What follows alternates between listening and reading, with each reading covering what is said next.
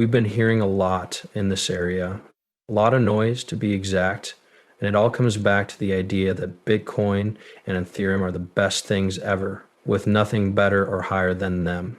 There's been a lot of noise about this, so much noise that Brad Garlinghouse, David Schwartz, and a lot of other people from space have been able to hear us talking about validators on the XRP ledger, workers at the XRP ledger, and other things.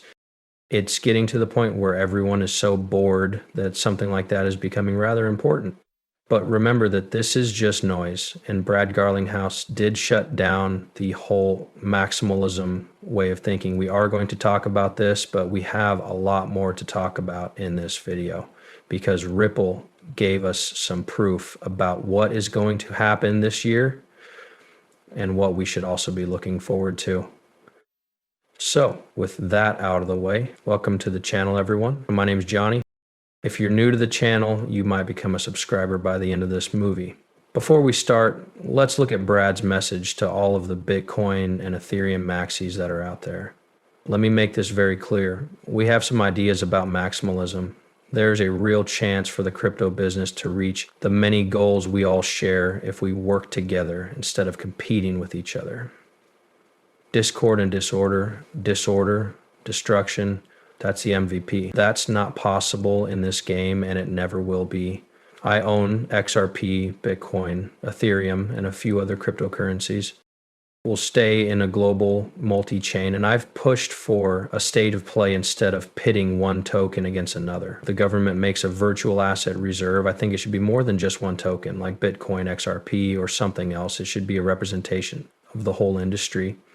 I agree that maximalism is still harmful to crypto progress, and I'm glad that fewer and fewer old people still believe this false and out-of-date idea. Also, pay close attention to what we're saying here. He is totally right. As we think about this whole thing, oh, hi there, it's Bitcoin, it's Bitcoin, it's Bitcoin. You have to keep Bitcoin. There's no second chance. Yes, it's really Bitcoin, even though it's silly, okay? In the first place, let's be honest. You don't have to be smart to understand Bitcoins. You just know that the time for them to make you rich is over. Bitcoin isn't a great way to make money unless you already have a lot of cash. It's just not true. Okay, the market cap should be over $2 trillion or 10 times that amount from now to $20 trillion. But if Bitcoin went from $10 to $20 trillion, XRP could go over 20 times that amount. And most of the old money in this area will probably go over 50 to 100 times that amount. And by using this method with these extra wins, I'm being very cautious. We don't know how close those gains are to once more, but they are very conservative on a lot of old money because we know that old coins will do much better than Bitcoin.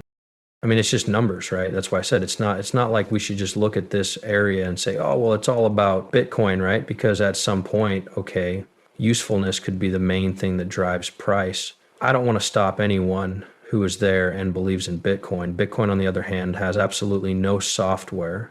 We should sit down, put the problem off and say, well, it's a store of value. It's a pricey shop. Every 4 years, it loses 70 to 80% of its value, which you already know. I mean, that doesn't sound like a strong price store, you know. Don't get me wrong. I get it. Bitcoin has gone up since the beginning of time, every single turn. But at the end of the day, a store of value like gold, because when we look at gold, many people get the idea that it is not really a store of value. In addition, it comes with a lot of useful features. Hardware for graphics cards has gold in it. Gold is now used in a lot of CPUs. Gold is being used a lot in quantum computing.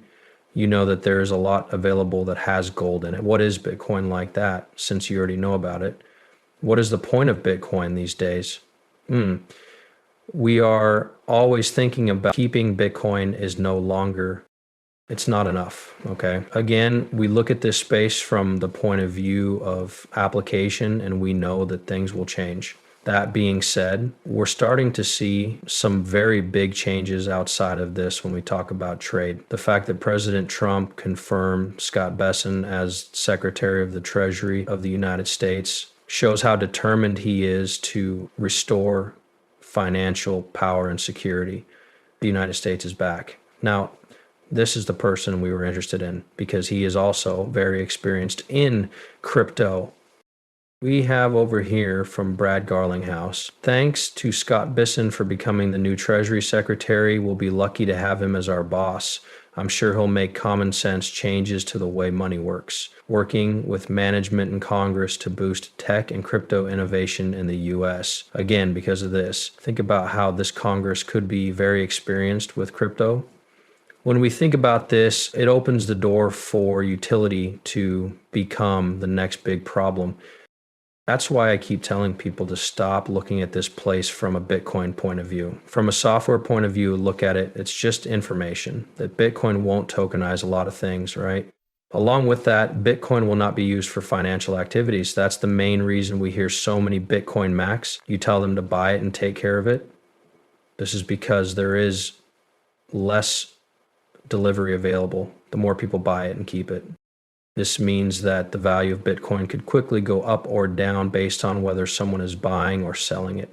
As we think about that, buying and protecting is just a made up aspect to give you this. You know that it will go up all the time and stay at this price because you know that the market is still in a hype and speculation stage. Bitcoin will be different in 5 years, in 10 years, or it might be there even if you don't think it is. But will it be something like BlackBerry, AOL, or MySpace? We've seen these things come and go over time. It's tech. That's why, once more, when we started to see changes, we really focused on the big picture right here. That is usefulness.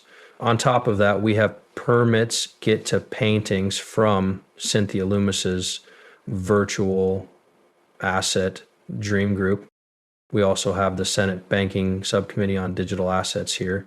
And we'll see everyone right here to the fullest extent. All of these people are very, very pro crypto. They are experienced tech. You know progress when you see it. I'm really looking forward to seeing what happens because, if we start to see some very big changes and if things start to get very serious around crypto, because I do think now's the right time. No longer is there a better time to be very bullish on crypto on every single level right here in terms of the government level,